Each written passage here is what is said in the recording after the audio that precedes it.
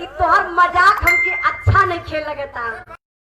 तब देवरवा बड़ा प्यारा सा मजाक, देखी मजाक ऐसा होके के चाहिए।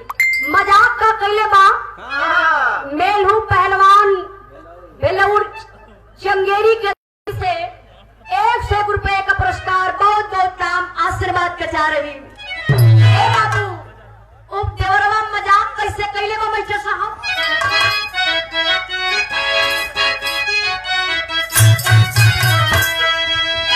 ये भौजी सुन भौजी, ए भौजी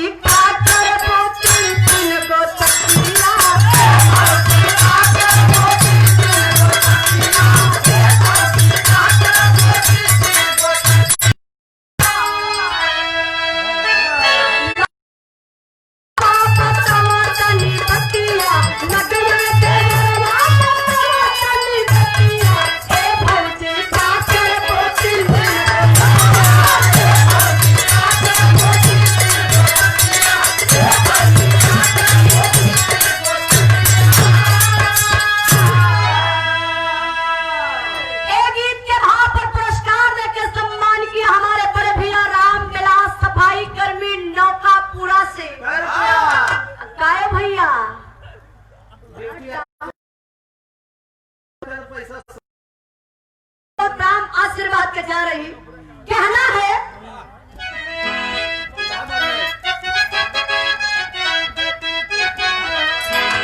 इलाहाबादी लोग बेच में लोग गा देला। अब कैसे गावाला लोग मास्टर साहब?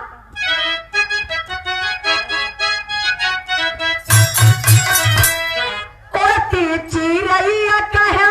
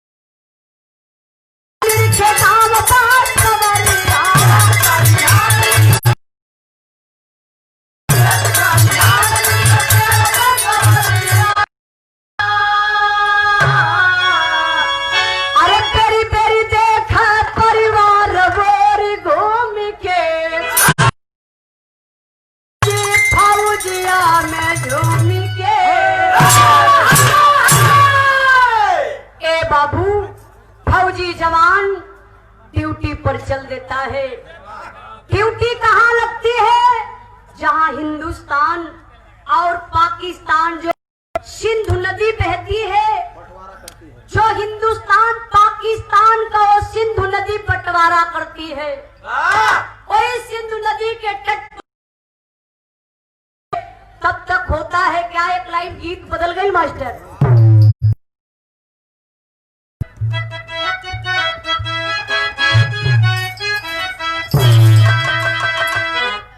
गीत बड़ा पुरान बा। एक गीत के स्वर्गीय राम ने गुरु स्वर्गीय बेचन गुरु गावत रहलन। उस स्वर्गीय बेचन गुरु नाजुक अंदाज रहल, लेकिन ये हमार अंदाज में मास्टर साहब कैसे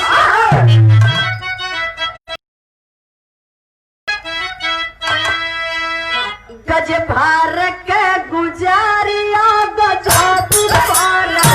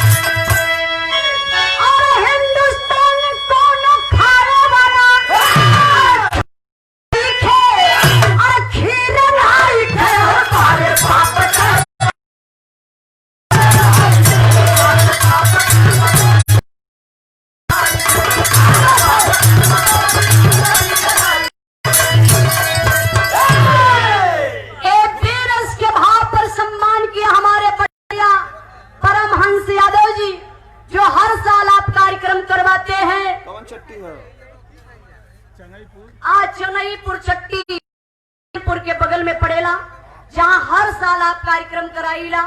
एक से एक कलाकार, लेकिन एक रहेला खाली बनी तो जरूर सेवा आप लोगों के करीला। बहुत बहुत प्राम। 5 आप सम्मान किए और इसी वीरस के भाव पर आकाश मेडिकल हॉल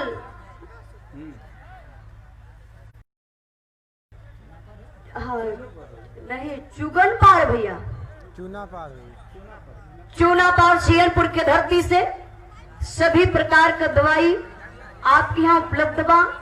छोटी कुछ ऐसा लिख लिया कि पढ़े मन के प्रॉब्लम डॉक्टरी भाषा में आम एकदम सभी प्रकार के दवाइयाँ आपके पास उपलब्ध है। देखिए पहले खजूरी ले दिया ए धरती पे डॉक्टर लोगन के सेकंड गार्ड कहल जाला, छोटका भगवान कहल जाला। इंसान का आधा जिंदगी डॉक्टर में होला। आदमी मरत है तब इंजेक्शन लगा लोग पैसा ले लेला। अब ना जी आपका ठीक हो गई। बहुत बहुत प्राण डॉक्टर साहब के 1 से 1 रुपए का पुरस्कार। डॉक्टर साहब बोले में अगर गलती हो गई हुई अब की बार आके सही सही बता दिए। ये देखिए शिव बच्चन यादव ग्राम चंगईपुर के धरती से हमारे परमहंस भैया के साथ आप आई हो। वकील साहब प्रणाम। 1 से 1 रुपए का पुरस्कार देके आप सम्मान के लिए बहुत बहुत प्रणाम। जितेंद्र मौर्य वकील साहब खास बेलऊ के धरती से, भेलऊ ना भेलऊ के धरती से वकील साहब के धरती सॉरी वकील साहब के कलम पर सरस्वती माई हमेशा हाथ रखले रहे।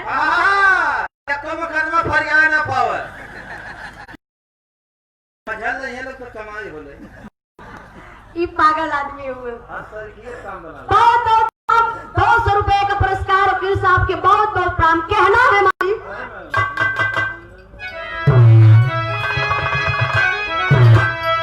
अरे सिंधु नदिया के रस्ते से आई गई चोर हो